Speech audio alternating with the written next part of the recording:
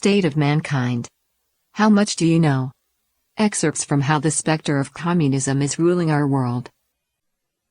88. The Inversion of Traditional Aesthetics, the Ugly as Art.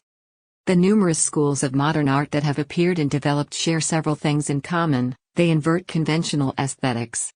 They take ugliness as beauty, and they aim to shock, even to the point of being as ghastly as the artist's imagination allows. Marcel Duchamp signed his name on a urinal and named it Fountain, to be put on display for the public in New York.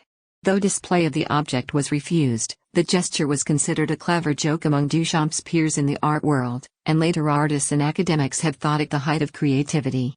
This is the environment in the art world whereby classical easel painting was marginalized, and installation art rose to prominence. In 1958, Yves Klein held the Void exhibition at the Iris Clerk Gallery in Paris, the displayed works turning out to be empty walls.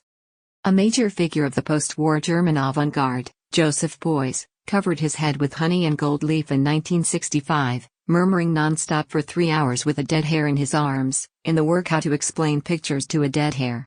In Beuys's view, everyone could be an artist.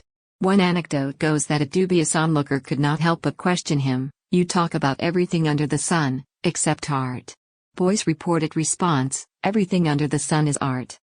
In 1961, Piero Manzoni, a key figure of the avant-garde, put his own feces in 90 cans, called them artworks, and put them up for sale under the name Merda d'artista, artist's shit.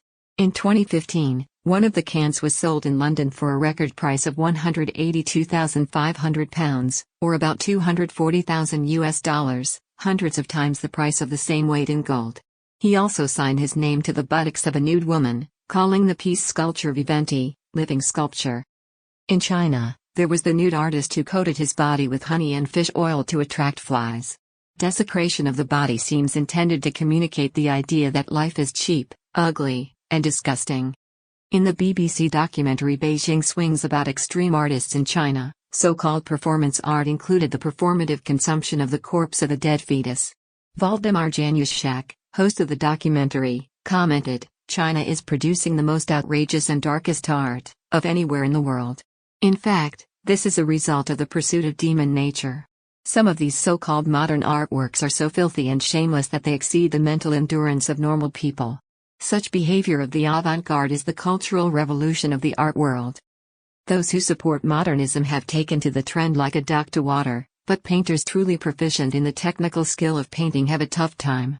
Painters and sculptors who adhere to strict tradition, who master their craft through painstaking practice, have been squeezed out of the art world. John William Godward, the English Victorian neoclassicist painter associated with the pre-Raphaelite Brotherhood, felt that he was discriminated against given that his style of realistic classical painting fell out of favor with the rise of Picasso's modernist works. In 1922, he committed suicide, and was said to have written in his suicide note, "The world is not big enough for myself and a Picasso." Similar methods were adopted to ruin music. Authentic music conforms with musical theory and order. Musical tuning and the keys and modes it produces all derive from harmonious natural patterns. The universe created by the divine is harmonious. Humans are able to appreciate and participate in the harmony of the universe, and thus create beauty, since humans are also created by the divine. Modern atonal music rejects ideas like tonality, chords, and melody, and lacks order in its structure. Such music is a revolt against divinely imparted classical music. Atonal music violates the harmony in the universe, which is why many audiences find it unpleasant.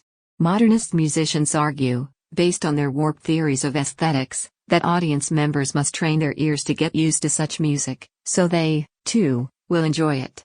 Arnold Schoenberg, one of the founders of modern music, introduced the 12-tone system, a fundamentally atonal structure that marked the creation of anti-classical musical technique.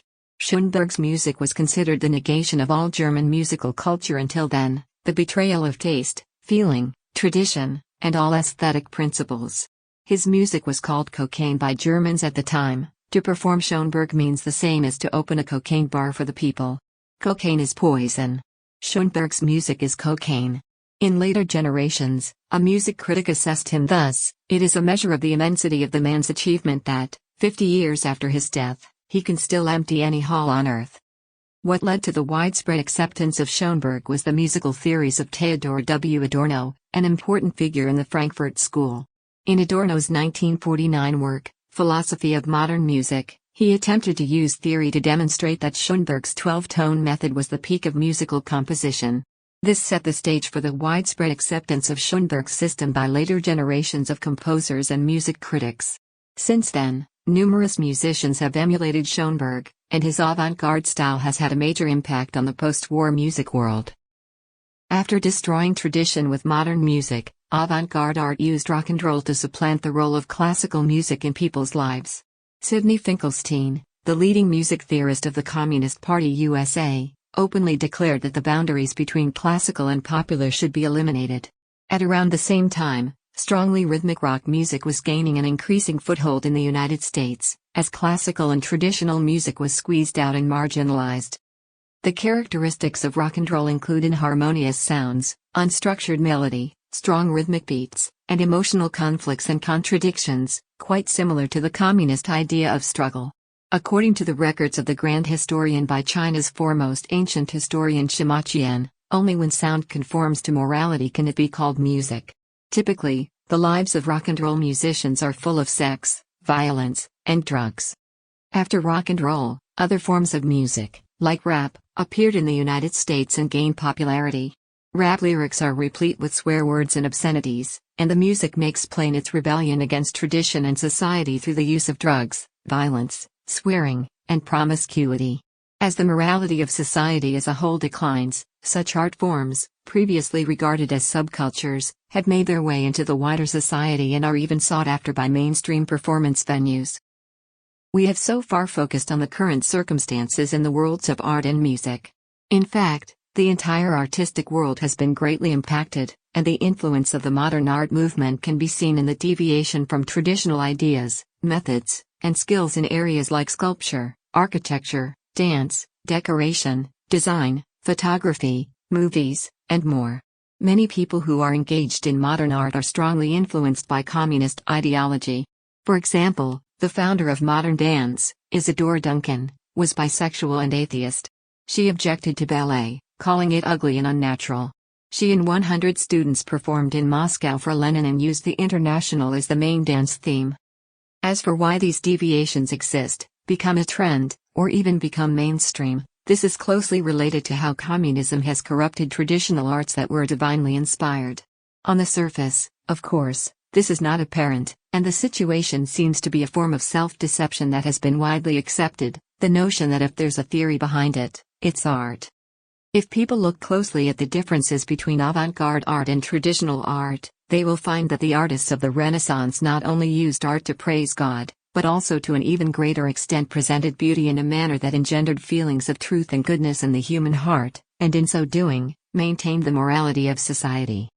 On the other hand, the various mutated forms of avant-garde art try to reverse all the achievements of the Renaissance.